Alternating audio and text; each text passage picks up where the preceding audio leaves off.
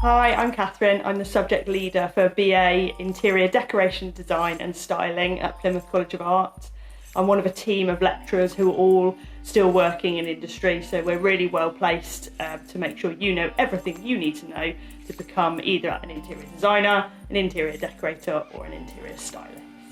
Our lecturing team is made up of designers who are all still working in the industry. Some of us specialise in hospitality, some of us in residential, some in transport.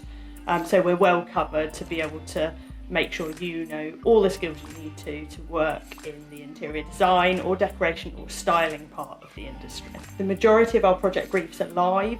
So students in the past have designed hotel rooms, houses for property developers.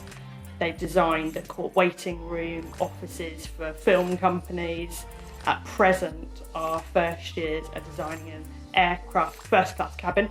We're really looking forward to welcoming you to our campus when we reopen, showing you all of our amazing facilities. But until that time, if you've got any questions, please get in touch via Instagram or drop us an email and we'll answer any questions you might have.